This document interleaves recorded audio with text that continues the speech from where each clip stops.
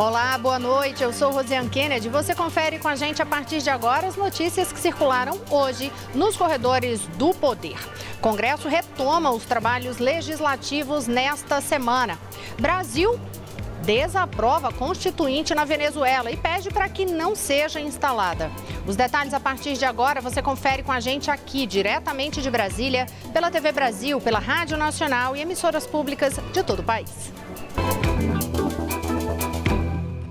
A gente começa o noticiário hoje falando justamente sobre esta retomada dos trabalhos legislativos no Congresso Nacional. A volta aos trabalhos será amanhã, mas esta segunda-feira já foi marcada por uma movimentação significativa, tanto na Câmara como no Senado Federal. Uma pauta importante, principalmente aqui na Câmara dos Deputados, é o que vai marcar a semana e quem vai contar pra gente é Mariana Jungmann. Boa noite, Mari. Boa noite, Rosiane. É isso mesmo. A partir de amanhã, deputados e senadores voltam aos trabalhos aqui no Congresso Nacional e os deputados fazem essa retomada, ouvindo então no plenário da Câmara a leitura da denúncia contra o presidente Michel Temer, que será votada na quarta-feira. Então amanhã, a partir das 2 horas da tarde, o parecer pelo arquivamento da denúncia, que foi aprovado na Comissão de Constituição e Justiça, um pouquinho antes do início do recesso parlamentar, será lido, então, amanhã, a partir das 14 horas. E aí, no dia seguinte, na quarta-feira, a partir das 9 horas da manhã, eles já começam a discutir e aí, em seguida, votar essa denúncia contra o presidente Michel Temer. Mas hoje, como a Rosiane disse, já teve muita movimentação aqui na Câmara, líderes partidários, articulações sobre, inclusive, como vai acontecer essa votação, qual vai ser o quórum mínimo para que a votação seja iniciada na Câmara. Tudo isso ainda está sendo articulado e discutido a partir de hoje, viu, Rosiane? Já no Senado, os senadores retomam os trabalhos legislativos com uma medida provisória para votar, muito importante, que é aquela que estimula a abertura de salas de cinema em todo o país, e essa medida provisória vence no próximo dia 7. Como o dia 7 é uma segunda-feira, não costuma ter votações no Congresso Nacional na segunda-feira, essa MP precisa ser votada essa semana no retorno dos trabalhos, ou amanhã ou na quarta-feira. A expectativa é que amanhã haja uma reunião de líderes, né, com o presidente do Senado, e aí se decida se vai votar amanhã e qual vai ser a pauta, o resto da pauta da semana também. E em relação a essa votação do relatório que rejeita a continuidade da denúncia contra o presidente da República, Michel Temer, essa movimentação, principalmente na Câmara hoje, né, Mariana, foi sobre isso. Os governistas muito confiantes de que aquele resultado da Comissão de Constituição e Justiça vai ser repetido aqui no plenário da Câmara dos Deputados. A oposição com estratégias distintas. Hoje, um dos opositores, o deputado Silvio Costa, inclusive divulgou um vídeo dizendo que, pedindo para que a oposição não compareça à Câmara dos Deputados e não decoram, justamente para que não seja feita essa votação, porque ele diz que é melhor deixar o desgaste político para o presidente Michel Temer, deixar que isso continue ocorrendo. Já o ministro da Secretaria de Governo da Presidência da República, Antônio Bassai, disse hoje que o governo vai trabalhar sim para que haja esse quórum e essa denúncia seja logo votada no plenário da Câmara dos Deputados. Ele avaliou que lá na Comissão de Constituição e Justiça a medida foi rejeitada porque era uma denúncia vazia e frágil. Antônio Bassai admitiu que existe a possibilidade concreta de o presidente da República, Michel Temer, exonerar os ministros que têm mandato aqui na Câmara dos Deputados para que eles venham até a casa e possam votar no plenário. Tanto ajudar a dar o quórum, que aí tem um mínimo de 342 para que seja iniciada essa votação, como também ajudar a fazer novamente valer essa decisão da Comissão de Constituição e Justiça, né, retificar essa decisão da Comissão de Constituição e Justiça e justamente ratificar, e conseguir manter aí sem continuidade dessa denúncia contra o presidente da República. Em relação ainda a isso, no fim de semana, o presidente Michel Temer esteve no Rio de Janeiro, em relação àquela questão do plano de segurança para o Rio, voltou e ontem teve reunião no Palácio da Alvorada com ministros, líderes políticos, governistas, justamente para entender como é que era esse rito de votação, e o vice-líder do governo aqui na Câmara dos Deputados, Beto Mansur, saiu de lá dizendo que o clima da reunião foi de otimismo e que era justamente para poder fazer fazer essa exposição deste cenário do plenário da Câmara dos Deputados. Agora a gente segue no noticiário e a gente vai até o Palácio do Planalto, onde está o repórter Pedro Henrique Moreira, porque hoje teve reunião da Comissão de Ética Pública da Presidência da República. Qual era a pauta, Pedro? Boa noite. Olá, Rosiane, boa noite para você, boa noite a todos. Olha, dentre as várias decisões que a Comissão de Ética anunciou hoje, a comissão que avalia a conduta aí de uma série de servidores, de uma série de autoridades, a gente destaca então a abertura de 2 processos de apuração ética. Um deles é contra o ministro dos Transportes, Maurício Quintela. A comissão vai pedir que o ministro preste esclarecimento sobre a seguinte situação. Uma reportagem divulgou aí que uma empresa que foi contratada para cuidar da comunicação do Ministério dos Transportes estaria cuidando dos perfis pessoais de Quintela nas redes sociais. Essa empresa foi contratada pelo Ministério dos Transportes por um valor de R$6,5 milhões de reais. O ministro vai ter 10 dias úteis para apresentar ali os seus esclarecimentos e a comissão fez questão de informar que é para verificar se houve ali algum tipo de conduta indevida que possa levar a alguma sanção. O outro inquérito, outro processo ético que foi aberto aí de uma autoridade também muito conhecida, recentemente se falou muito dela no noticiário, é o ex-presidente da Petrobras, Aldemir Bendini. A Comissão de Ética abriu o processo ético para apurar os fatos envolvendo a delação da Odebrecht, que levou à prisão preventiva de Bendini na semana passada. Ele é acusado de ter recebido propina da construtora. A comissão abriu esse processo porque na época Bendini era subordinado à apuração ética aí feita pela comissão. Os dois então vão ter 10 dias úteis para se manifestar e a gente não conseguiu ainda, Rosiane, um posicionamento da defesa de Bendini nem do ministro dos Transportes. Se a gente conseguir um posicionamento deles, a gente traz para vocês ainda hoje.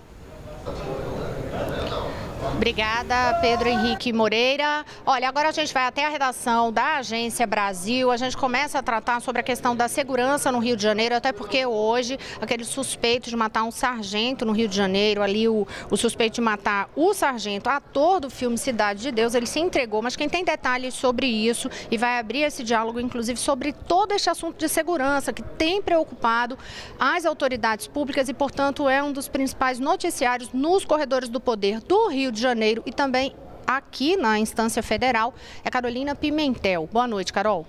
Boa noite, Rosiane. Como você já adiantou, o ator do filme Cidade de Deus, Ivan da Silva Martins, conhecido como Ivan da Rocinha, se apresentou hoje na Delegacia de Combate às Drogas no Rio. Ele é suspeito de ter participado da morte do sargento da Polícia Militar, Hudson Silva de Araújo, de 46 anos, na madrugada do dia 23 deste mês, no Morro do Vidigal. Ivan Martins está com a prisão preventiva decretada pela Justiça. Ele chegou à cidade da polícia acompanhado pelo fundador da organização AfroReg, José Júnior, que intermediou a apresentação dele. Ivan Martins disse à polícia que não tem relação com o crime, mas a Polícia Civil diz que ele foi responsável por extorquir dinheiro de motoristas de um transporte alternativo que circulam pela favela da Rocinha, que fica perto do Morro do Vidigal e é comandada pela mesma facção criminosa. O sargento Hudson Araújo, ele fazia um patrulhamento de rotina na principal rua do Vidigal, quando ele e outros policiais foram atacados numa emboscada. O policial levou um tiro na cabeça e morreu ao ser levado para o hospital. O sargento foi o primeiro policial morto no Vidigal desde a implantação da UPP na comunidade, o que ocorreu em 2012. E a gente continua falando de segurança pública no Rio de Janeiro. O Ministério da Defesa anunciou uma nova operação no Rio de Janeiro, mas quem vai falar para a gente, explicar essa nova operação, é Maurício de Almeida, direto da redação da TV Brasil no Rio de Janeiro. Boa noite, Maurício. Boa noite, Carolina. Pois é, o ministro da Defesa, Raul Jungmann, está aqui no Rio de Janeiro desde o início dessa operação das Forças Armadas no estado. E hoje ele anunciou que o governo federal já está estudando a segunda fase da operação, mas não quis dar nenhum detalhe de como vai ser essa segunda fase. Isso que a ideia do governo é surpreender os criminosos. 8.500 homens das Forças Armadas estão nas ruas do Rio de Janeiro atuando no combate à criminalidade, principalmente ao roubo de cargas. Eles ocupam pontos considerados estratégicos. Foi feito um levantamento dos locais locais onde existe a maior incidência do roubo de cargas e os bloqueios são montados exatamente nesses locais. Hoje, a maior concentração aconteceu na Avenida Brasil, que é a principal via de acesso para o Rio de Janeiro, e também no Arco Metropolitano, uma pista expressa que interliga todas as rodovias federais aqui do Rio de Janeiro. O número de bloqueios foi um pouco menor do que no fim de semana, isso para evitar transtornos no trânsito, já que segunda-feira o trânsito normalmente fica bem mais pesado na direção aqui ao centro do Rio de Janeiro. Quem esteve ontem no Rio foi o presidente Michel Temer. Ele se reuniu com o governador Luiz Fernando Pezão e com o prefeito do Rio, Marcelo Crivella. Temer fez um balanço positivo da operação dos militares aqui no Rio de Janeiro e disse que essa operação pode continuar, inclusive, até o fim do ano que vem. Nada impedirá que no começo do ano nós renovemos este decreto para fazê-lo vigorar até o final de 2018. E, evidentemente, tudo isto poderá indicar que a ação conjunta, coordenada destas forças de segurança possa ampliar-se depois para os anos seguintes. Por enquanto, as estatísticas já revelam que os roubos de cargas diminuíram no Rio de Janeiro. Rosiane. Obrigada, Maurício. Eu já vou conversar contigo, mas eu vou aproveitar esse assunto para lembrar o seguinte. Hoje é dia do meu outro programa, o Conversa com o Rosiane Kennedy, que vai ao ar às 9h30 da noite. Por que eu estou aproveitando para lembrar isso? Porque a conversa de hoje é com o ator e diretor Selton Mello, e uma das declarações que ele fez nesta conversa comigo foi justamente que em tempos tão estranhos, não só no Brasil, mas no mundo, ele disse tempos cinzentos, ele disse que o filme que ele está lançando esta semana, que é o filme da minha vida, é um bálsamo para enfrentar este momento atual. Acompanhe um pouco. Ator, dublador, produtor, diretor.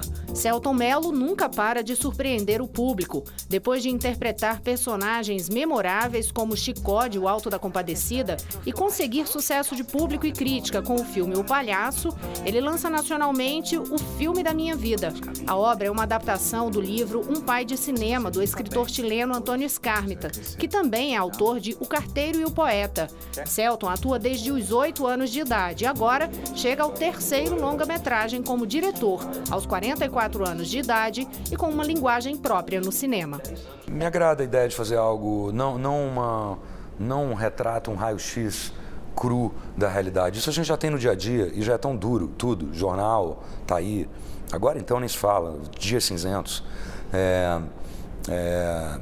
Então, gosto da ideia de fazer algo que seja uma representação emocional da realidade, uma realidade inventada. O cinema tem essa capacidade e eu diria quase um dever de você criar um mundo, você criar uma linguagem própria. Fica aí a dica, conversa com Rosiane Kennedy hoje, 9h30 da noite. Agora sim, Maurício, eu volto a conversar contigo justamente sobre esta realidade cinzenta que a gente vive hoje. E um exemplo disso é que hoje foi mais um dia de depoimentos e investigações da Operação Lava Jato.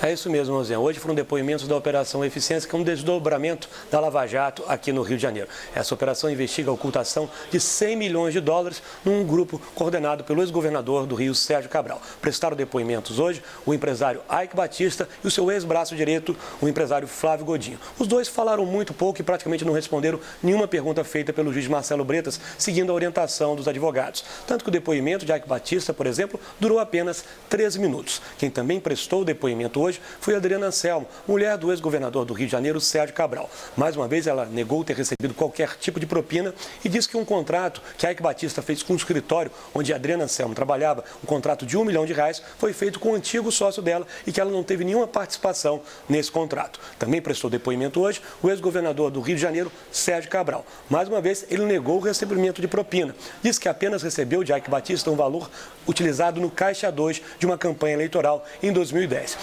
Esse dinheiro, Cabral disse que não sabe como foi pago, apenas sabe que Eike Batista fez uma doação para a campanha e depois essa doação foi desviada para o Caixa 2. Antes de começar o depoimento, o juiz Marcelo Bretas fez um esclarecimento para Sérgio Cabral, já que a defesa de Sérgio Cabral pediu o afastamento de Marcelo Bretas do caso, depois que o juiz deu uma entrevista para um jornal aqui do Rio de Janeiro, alegando que teria dúvida de qual crime Cabral teria cometido. Segundo a defesa de Cabral, isso seria uma condenação prévia e por isso Marcelo Bretas não poderia continuar à frente do caso. Mas, por enquanto, Marcelo Bretas continua comandando esse inquérito. Rosiane. Obrigada, Maurício de Almeida. Agora a gente volta à redação da TV Brasil aqui em Brasília, onde Michele Canes tem informações ainda sobre desdobramentos da Lava Jato, mas o Ministério Público Federal quer aí uma pena maior ao ex-presidente Lula. Michele, boa noite. Boa noite, Rosiane. É isso mesmo, o Ministério Público Federal quer uma pena mais dura para o ex-presidente Lula no caso do triplex. A Força-Tarefa da Lava Jato recorreu hoje pedindo a revisão da condenação de 9 anos e 6 meses de prisão por corrupção passiva e lavagem de dinheiro. Na sentença, o juiz Sérgio Moro afirma que há provas de que um imóvel no Guarujá foi pago pela empreiteira OAS para o ex-presidente em troca de favorecimento em contratos da Petrobras. Os procuradores também pedem que Lula e Paulo Okamoto, que é presidente do Instituto Lula, sejam condenados pelo armazenamento do acervo presidencial supostamente pago pela construtora. Moro absolveu os dois da acusação de lavagem de dinheiro. A defesa de Lula já apresentou recurso no Tribunal Regional de Porto Alegre, pedindo a absolvição do ex-presidente em todo o processo. E agora a gente vai conversar um pouquinho aqui com a Carolina Pimentel, porque a Procuradoria-Geral da República voltou a pedir a prisão do senador Aécio Neves. Carolina.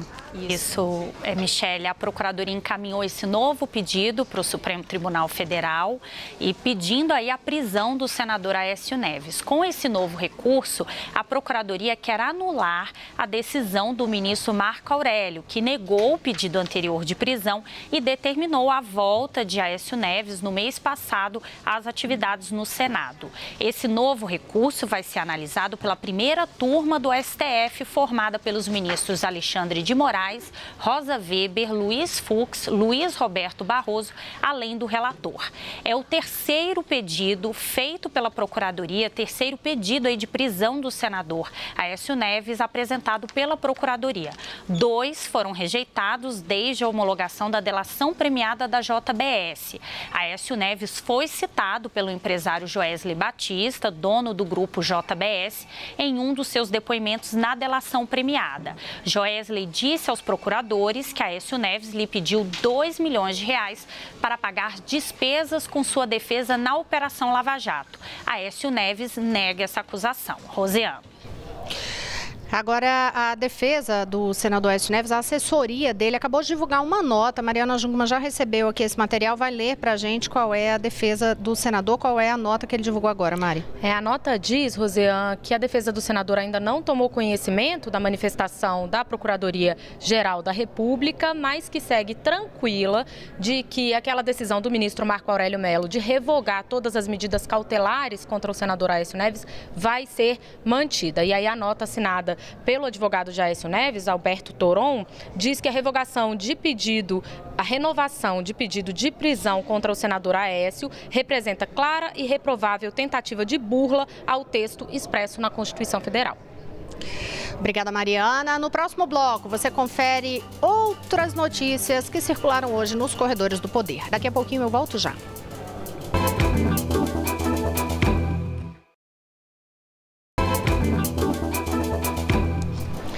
Olá, eu estou de volta, eu sou Rosiane Kennedy, você confere com a gente as notícias que circularam hoje nos corredores do poder. A gente já abre este bloco conversando diretamente com Jéssica Gonçalves, que vai contar pra gente quais são os destaques da Rádio Nacional. Boa noite, Jéssica. Boa noite, Rosiane. Eu vou falar primeiro sobre o FIES. Os alunos que se inscreveram no Fundo de Financiamento Estudantil já podem consultar o resultado da pré-seleção na chamada única. Quem foi pré-selecionado deve concluir a inscrição pelo sistema informatizado do FIES a partir de amanhã até o dia 8 de agosto. Os candidatos também já podem aderir à lista de espera. A convocação desses estudantes ocorre de terça a quinta-feira. Nesta edição, o FIES oferece 75 mil vagas aos alunos que buscam um financiamento financiamento em instituições privadas de ensino superior. Podem participar do programa aqueles que fizeram o Enem e tiraram nota igual ou superior a 450 pontos. Além disso, os candidatos não podem ter tirado nota zero na redação e precisam ter renda familiar mensal bruta por pessoa de até 3 salários mínimos. Para consultar o resultado da pré-seleção ou participar da lista de espera, é só acessar o site fieseleção.mec.gov.br, seleção sem o cedilha. Também nesta segunda-feira começou o prazo para inscrição nas vagas remanescentes do ProUni, o Programa Universidade para Todos. O prazo para se inscrever termina no dia 25 de agosto. No total, são 77 mil bolsas remanescentes, viu? Voltamos com você, Rosiane. Obrigada, Jéssica Gonçalves. E agora a gente vai começar a trazer o noticiário dos corredores internacionais do poder, porque neste fim de semana teve aquela votação para a nova Assembleia Constituinte na Venezuela, marcada por muita tensão e cenas de violência. E o Brasil não reconheceu esta Assembleia Constituinte, inclusive se manifestou sobre o tema. E quem tem as informações é Michele Canes. Pois é, Rosé, aqui no Brasil, o governo criticou a decisão venezuelana de convocar a Assembleia Constituinte, mesmo diante do pedido da comunidade internacional para que ela fosse cancelada. Em nota, o Itamaraty informou que o Brasil lamenta a convocação da Constituinte e solicita que a Assembleia não seja instalada. O Itamaraty diz também que o país vizinho já possui uma Assembleia Nacional que foi eleita legitimamente e que o governo brasileiro está preocupado com o crescimento da violência no país vizinho. E não foi só o Brasil que se manifestou a reação do governo da Venezuela aos protestos. Toda essa reação venezuelana chamou a atenção também da ONU, que hoje o Escritório de Direitos Humanos aí da agência denunciou o país por continuar violando o direito à liberdade de reunião e também por dispersar de forma violenta as manifestações. As reações vieram também de outros países que pediram ao presidente Nicolás Maduro que cancelasse a Constituinte para evitar um risco de uma guerra civil no país. Os Estados Unidos anunciaram sanções econômicas diretas contra o presidente Nicolás Maduro. Entre essas sanções está o congelamento de ativos sob jurisdição americana. E cidadãos dos Estados Unidos também estão proibidos de fazer qualquer transação com o presidente venezuelano. Aqui na América do Sul, o Peru convocou uma reunião de 11 chanceleres para a semana que vem. E a União Europeia também se manifestou contrária. Já os governos da Bolívia e de El Salvador apoiam a Assembleia Constituinte venezuelana. E por lá as manifestações continuam. A oposição convocou para hoje um protesto contra a Assembleia Constituinte que começa a reescrever a Constituição do país a partir dessa semana. Rosiane.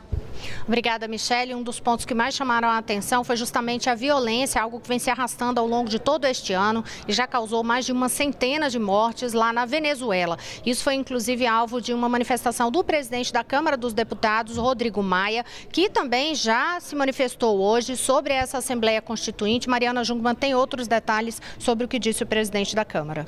Rosiane, o presidente Rodrigo Maia aqui da Câmara dos Deputados divulgou uma nota, viu? Ele lamentou profundamente que o governo da Venezuela tenha insistido nessa Assembleia Constituinte, ignorando aí os apelos da comunidade internacional e inclusive do Mercosul, e disse que não reconhecerá nem dará validade a qualquer ato jurídico oriundo dessa Assembleia Constituinte, que ele chama de ilegítima. Rodrigo Maia também lembrou, Rosiane, que a Venezuela já tem um parlamento eleito pela vontade popular. Ressaltou que não vai reconhecer nenhum ato que venha dessa Assembleia Constituinte aqui na Câmara dos Deputados. Já que eu estou falando sobre corredores internacionais, eu aproveito para lembrar que hoje é dia do Diálogo Brasil, às 10 horas da noite, e o tema é o tráfico de pessoas. Vamos conferir. São poucos os países como o Brasil que, de fato, declararam, como o Brasil fez em 1995, a existência de trabalho escravo no seu território nacional. Então, isso fez com que o Brasil acabasse podendo ter um papel aí de protagonismo e começar a estruturar toda uma política de combate ao trabalho escravo. Isso não acontece no mundo, o Brasil é um caso singular, né? Então, o grande aspecto do combate ao trabalho escravo é essa invisibilidade. Eu acho importante a gente dizer também que o Brasil é um país de origem, trânsito, mas também de destino de pessoas traficadas. E agora a gente vai até a redação da Agência Brasil, porque Carolina Pimentel tem informações sobre o que vai acontecer com aqueles municípios que não fizeram o reparcelamento de dívidas com a Previdência, já que o prazo acabava hoje.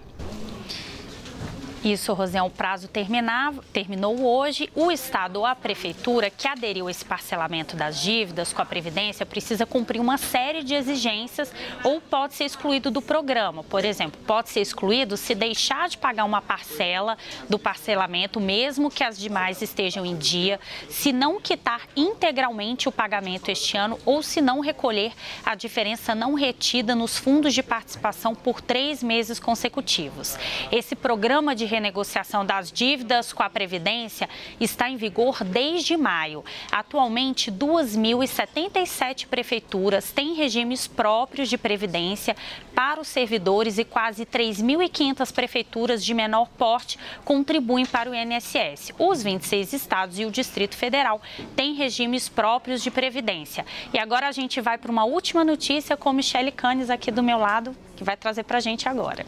Pois é, a partir de amanhã, dia 1º de agosto, trabalhadores com doenças que impedem a locomoção e presos poderão sacar o dinheiro do Fundo de Garantia em contas inativas. Essas pessoas vão ter que comprovar nas agências da Caixa Econômica Federal que possuem essas características. Para o restante da população, o prazo terminou hoje. E para comprovar doença, o beneficiário precisa apresentar atestado médico e os reclusos, certidão da vara de execução penal ou criminal, juízo responsável pelo decreto de prisão ou autoridade da unidade prisional em nome do titular da conta. A apresentação deve ser feita exclusivamente nas agências do banco e para tirar dúvidas, o beneficiário pode ligar para 0800 726 2017. Por esse número é possível saber o valor que tem para sacar, as datas e também os locais onde pode realizar o saque. Rosiane. Obrigada, Michele Canes. Outros detalhes no site agenciabrasil.ebc.com.br. Até amanhã, boa noite a todos.